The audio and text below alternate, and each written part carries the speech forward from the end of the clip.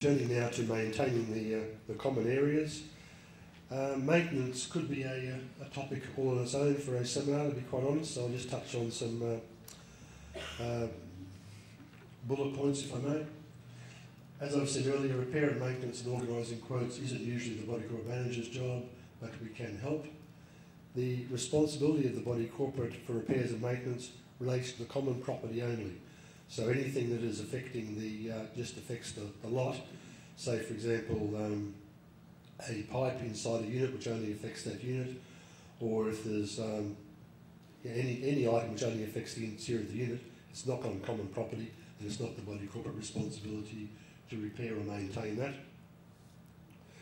If, however, there are cases that arise when you can't decide whether or not it is body corporate or owners, and that can often be water. If water's coming through a ceiling, you don't know if it's coming through a pipe, either a common pipe or a pipe just for that unit.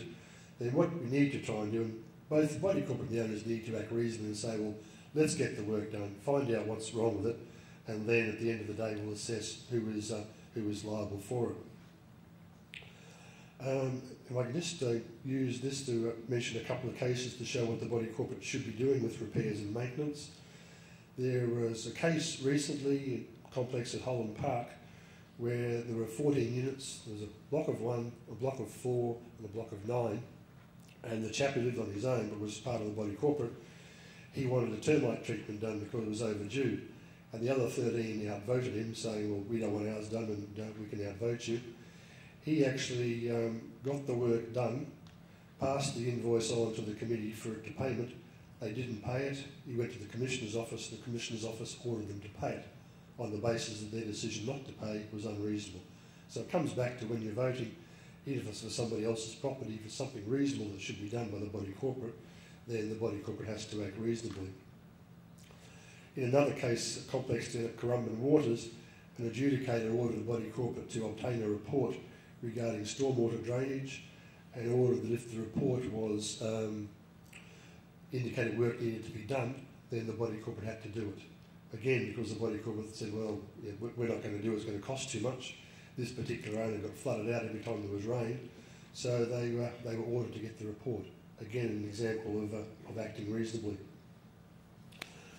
At the last seminar on legal issues, I did read to you read to the owner's president, I should say, a rather scathing adjudicator's decision. And I'll just touch on a couple of points of that again, if I may, because I think some of it's quite relevant. And this was a case where the body corporate just refused to do anything to help this particular owner out. And the worst thing they could have done, though, was they also ignored the adjudicator, and he didn't take that terribly well. And what he did say was, I find the actions and communication of the committee to be completely inadequate. Pursuant to Section 94 of the Act, the body corporate, which includes the committee, when it makes or does not make a decision, must act reasonably in respect of its responsibilities. I consider that timely action is an element of reasonableness. While the initial damage was not of their making, I have seen no evidence that the committee has at any time acted reasonably in addressing this matter. He then went on to say that owners might wish to consider whether all of the current committee members are adequately fulfilling their roles and whether or not they should be re-elected. So that's fairly strong stuff if you're not doing what you're supposed to be doing under the legislation. Just finishing off, there are a number of items which you need to consider when you're arranging maintenance. Firstly, can the work be approved by the committee, or does it need to go to a general meeting of owners? That will be determined by the cost of the work, and that's a fairly simple calculation. Second point is the work actually repair and maintenance, or is it an improvement? And the reason for that is the difference as to what type of resolution is required. If it's repair and maintenance, the committee can deal with it, or if it's too expensive, then it has to go to a general meeting for an ordinary resolution. If, however, it's an improvement, then it requires a special resolution.